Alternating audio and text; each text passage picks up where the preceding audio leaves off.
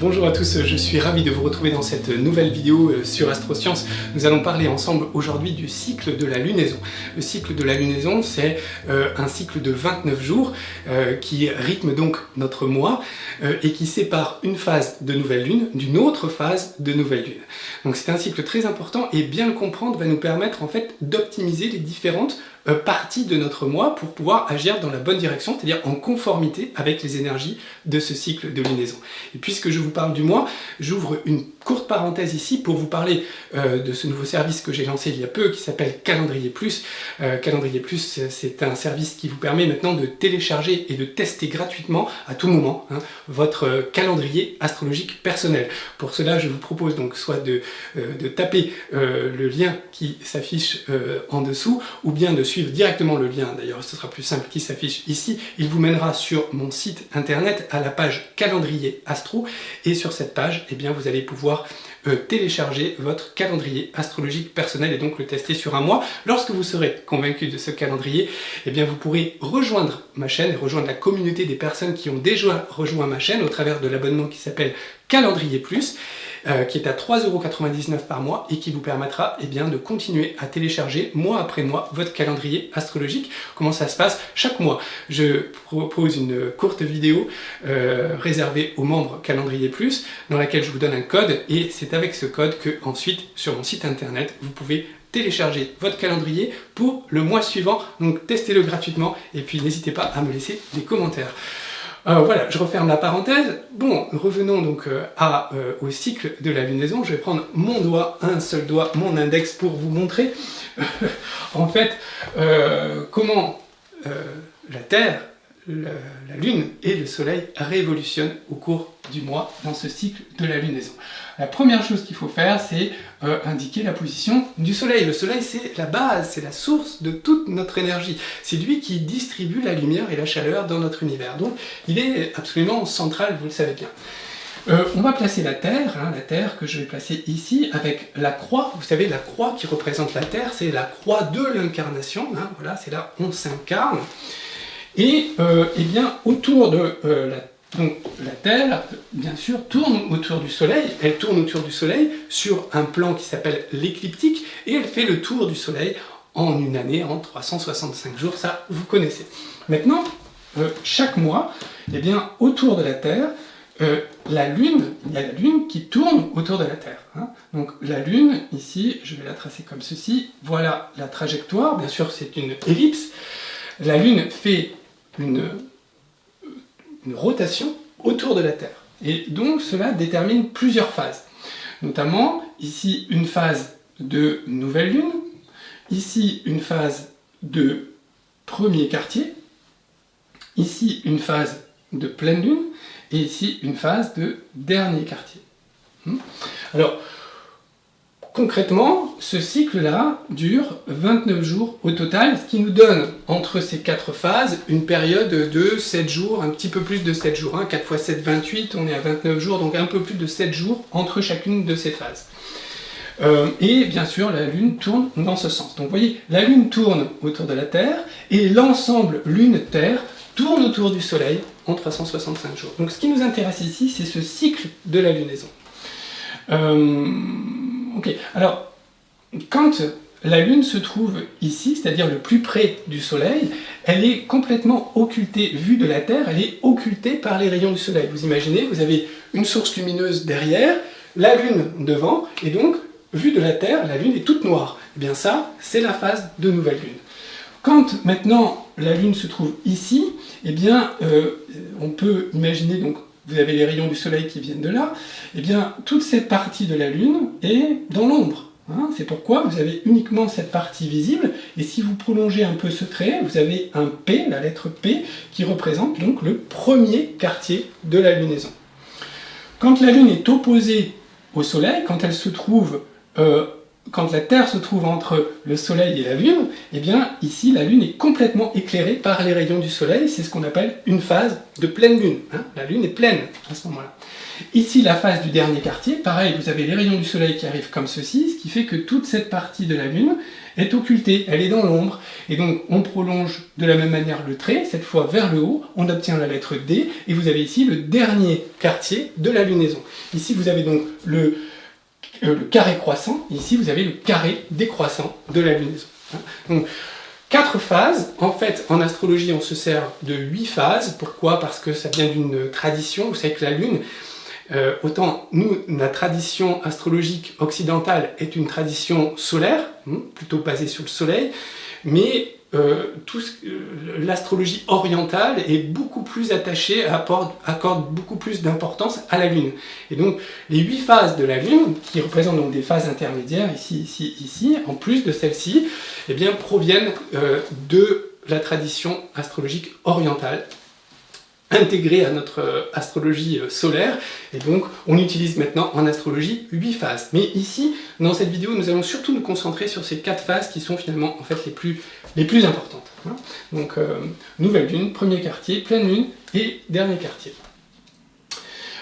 Qu'est-ce que l'on peut dire? En fait, il faut toujours partir de l'aspect visuel et aussi de l'aspect symbolique.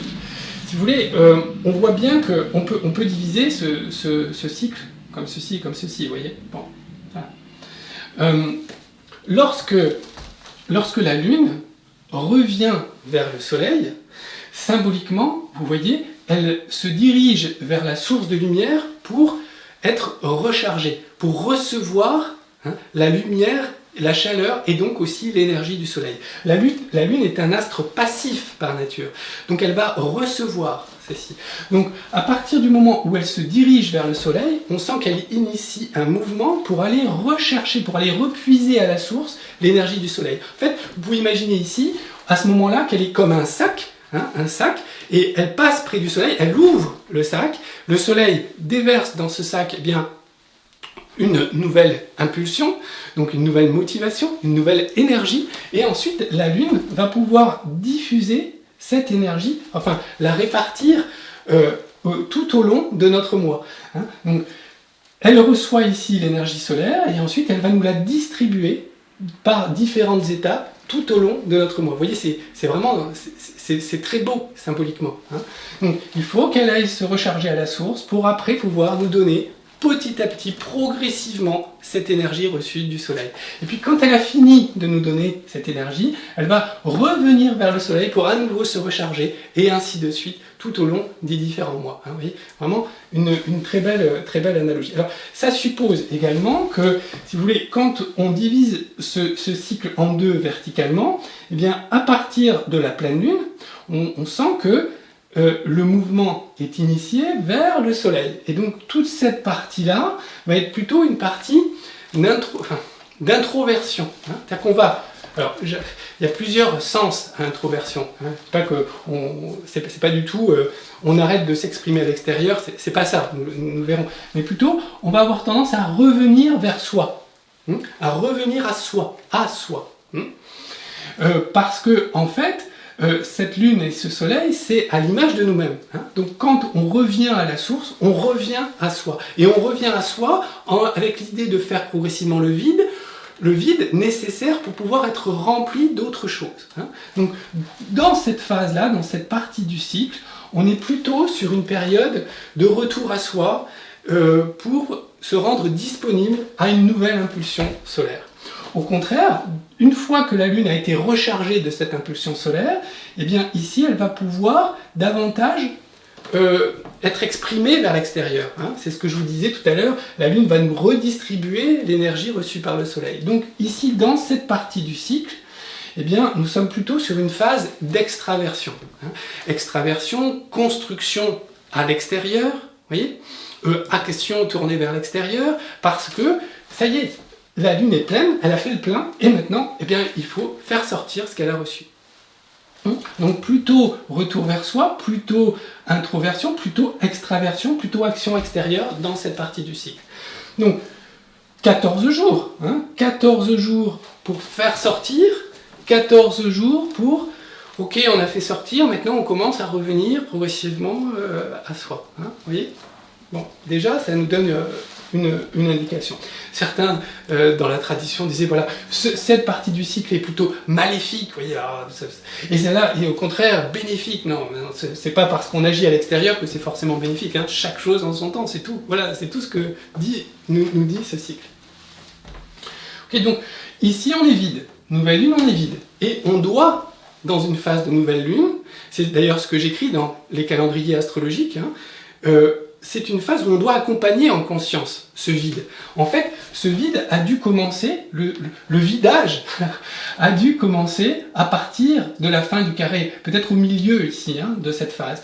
On doit accompagner en conscience ce vide parce qu'il est nécessaire. On ne peut pas remplir quelque chose qui est déjà plein. Donc on doit lâcher, on doit laisser partir des choses, on doit faire le vide, on doit se rendre disponible à une nouvelle impulsion solaire dans la phase de nouvelle lune. Et si on est attentif, en fait, il y a à ce moment-là, c'est le moment de la plantation. Hein. Donc pareil, dans le cycle végétal, c'est là où on doit commencer à planter des végétaux. Parce que c'est le moment où on met la graine en terre. Et le soleil va mettre dans la lune, il va planter dans la lune une nouvelle graine. Est-ce qu'on en a pleinement conscience à ce moment-là? Pas forcément. Parce que cela se passe dans notre subconscient profond. Mais quelque chose a été, si on est attentif, si on a fait le vide, eh bien quelque chose aura été planté dans notre subconscient. Et donc la première partie de cette phase de 7 jours suivante, après la nouvelle lune, eh bien, va consister justement à progressivement prendre conscience, de la nouvelle impulsion qui a été donnée. C'est-à-dire que les énergies ici ont commencé à changer. Mais on ne s'en rend pas compte forcément tout de suite au moment de la pleine lune, peut-être quelques jours après. Et on commence à dire que, ok, comme des bulles qui remontent un peu à la surface progressivement, ça y est, ça se décante dans mon esprit. Je commence à percevoir de nouvelles idées. Hein, mais la prise de conscience est très progressive. Voilà. Alors, ces idées vont progressivement devenir de plus en plus concrètes, jusqu'à arriver à la phase du premier quartier. Alors, ici, la phase du premier quartier, vous voyez, on a la Lune qui est tranchée, qui est coupée en deux. Eh bien, on a justement, à ce moment-là, cette nécessité de trancher quelque chose. Il faut couper quelque chose. Pourquoi? Parce que dans cette partie du cycle, on a tendance encore à vivre avec des idées, des expériences vécues, des choses du cycle précédent. Donc ici, on est encore un peu encombré par des choses, même si on a fait le vide, il y a quand même des idées qui perdurent dans cette partie du cycle. Donc ici, ça y est, on a une vision plus claire, on commence à avoir une vision plus claire du but que l'on veut atteindre grâce à ces nouvelles idées, et là, il y a la nécessité de trancher quelque chose. C'est-à-dire de prendre une décision pour couper, et pour se dire, non, mais maintenant, ça y est, c'est fini, je suis en train de construire un nouvel objectif au niveau de mon moi. Donc là, c'est une phase souvent de décision, une phase où on doit trancher, on doit prendre une décision, on doit faire un choix. C'est une phase souvent d'action. C'est une phase où on doit être dans l'action et dans l'action extérieure. Il faut s'affirmer, etc. Ok. Eh bien, ensuite, on poursuit. Et donc, vous voyez, à partir de là, on rentre dans...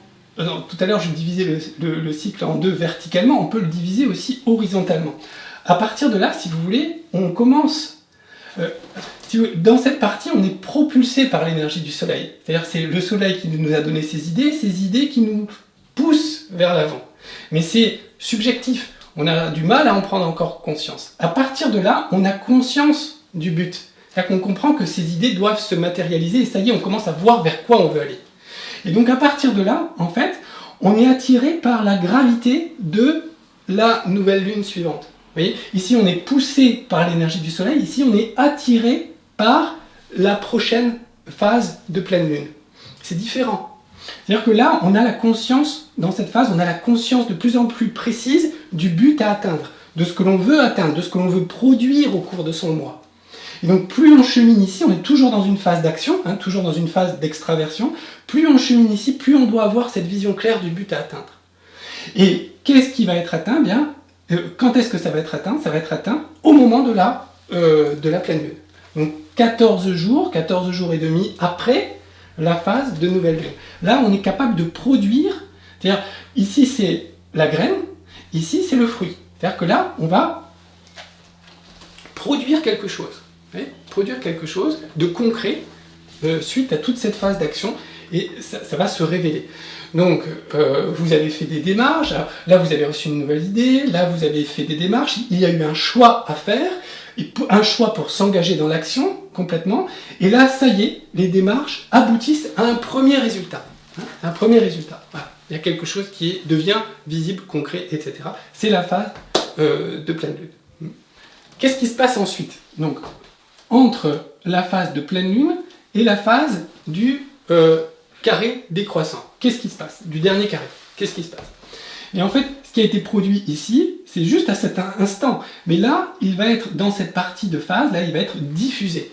Donc ici, on a une partie très sociale. D'ailleurs, ça correspond symboliquement à une phase de diffusion de type Sagittaire. Alors, j'ai produit quelque chose par mon travail personnel. Depuis 14 jours, je travaille à quelque chose. Ça y est, j'ai produit cette chose. Elle devient concrète. Voilà. Et maintenant, je la mets à disposition d'autrui. Je la partage. Donc, si j'ai écrit un livre ici. Maintenant, je vais faire la promotion de ce livre. Je vais aller dans des salons, je vais faire des dédicaces, je vais recevoir des commentaires de la part de mes lecteurs, etc., etc. Donc là, on est dans la phase de diffusion, vous voyez? Et cette phase de diffusion va amener des enseignements, c'est-à-dire un retour d'expérience. Ce retour d'expérience, on va le trouver ici dans la phase du carré décroissant. Parce que, en fait, vous voyez, si vous voulez, à partir du moment où je commence à partager avec autrui, c'est ça qui est difficile à comprendre souvent chez les personnes, les étudiants aussi, en astrologie, c'est oui, je commence à diffuser, et pourtant, vous dites que cette partie est une phase d'introversion, de retour à soi. Mais en fait, oui, je partage ce que j'ai produit avec autrui, mais dès le début de ce partage, en fait, intérieurement, il y a quelque chose qui change en moi, je commence à revenir progressivement à moi. Donc oui, extérieurement, je partage, donc on peut dire c'est toujours une phase d'extraversion, mais en fait pas vraiment. Je partage, mais je commence à réfléchir, à revenir à moi-même, à revenir sur cette expérience produite. Voyez ? Et donc ça va amener des enseignements que l'on va pouvoir concrétiser, matérialiser au moment du dernier carré. C'est-à-dire, qu'est-ce que je dois améliorer, changer dans le projet, dans tout ce que j'ai construit, pour le rendre plus efficace, pour qu'il soit plus authentique, pour qu'il perdure, ou au contraire pour qu'il s'ouvre encore davantage par la suite. Donc ici, c'est à nouveau, là vous aviez une phase de décision, une phase de choix et une phase d'action, ici, et donc une phase de crise, une crise dans l'action. Ici, vous avez à nouveau une phase de crise de conscience. On parle de crise de conscience. Qu'est-ce que j'ai appris au travers de cette expérience et comment je peux à nouveau améliorer, modifier ce qui a été produit. Donc là, j'ai produit quelque chose, je l'ai diffusé, je l'ai partagé, j'ai eu des retours d'expérience, et là, je peux modifier à nouveau ce que j'ai fait. Vous voyez ? Apporter des améliorations, des perfectionnements, ou trancher certaines choses, enlever certaines choses, etc. Et à partir de là, progressivement, la Lune va aller se recharger auprès du Soleil. Donc elle va devoir ici aussi, à partir de cette phase, progressivement, dans les jours suivants, donc là nous sommes à 21 jours à peu près, donc il reste une semaine avant la fin du cycle. Dans cette dernière semaine du cycle, eh bien, il va falloir réapprendre à lâcher prise, à dire voilà, en fait, j'ai fini mon projet, je l'ai présenté, j'ai produit quelque chose, je l'ai présenté, j'en ai déduit des expériences, des leçons, j'ai modifié certaines choses, et bien maintenant, je dois lâcher prise. Je dois abandonner ce projet, c'est-à-dire, pas l'abandonner, mais me déposséder de ce projet, il n'est plus à moi, il ne m'appartient plus complètement, et grâce à ça, je vais refaire le vide pour pouvoir aller chercher progressivement de nouvelles énergies solaires. Donc ici, c'est une phase où on doit lâcher prise, surtout. Voilà. Lâcher prise, c'est une phase Verseau, donc une phase, ici on a le Verseau, ici, voilà, et puis le Poisson, symboliquement, c'est comme ça. Donc ici, c'est une phase de séparation. Le fruit se sépare de l'arbre, on accepte de lâcher prise. Et puis ici, de dissolution, j'accepte de vider en conscience. Plus je vais vider, plus je vais pouvoir ensuite me recharger et recevoir une nouvelle impulsion de la part du Soleil, et ainsi de suite. Donc vous voyez, c'est très important de bien comprendre ça, même si ce sont des notions assez basiques. En fait, elles sont à la fois simples, mais à la fois complexes, quand on veut rentrer dans les détails. Surtout qu'en fait, il y a 8 phases, donc ça vient complexifier encore tout ça. Mais ça vous donne déjà une bonne idée de qu'est-ce que vous pouvez faire au cours du mois en fonction des différentes phases lunaires. Ça sert à rien de vouloir produire quelque chose, dans une phase de nouvelle lune, comprenez bien? C'est pas les énergies qui sont autour de vous. Donc les personnes qui vont vouloir produire, lancer quelque chose à ce moment-là, bah, ça va pas fonctionner. Parce que c'est pas ce que le ciel attend de nous à ce moment-là. Au contraire, il attend qu'on fasse le vide. Au contraire, ici, là, vous pouvez produire quelque chose. Et du coup, ça vous donne une échéance. Là, vous savez que vous allez avoir des décisions à prendre et que les décisions que vous allez prendre 7 jours après la phase de nouvelle lune vont conditionner la réussite de cette phase de production.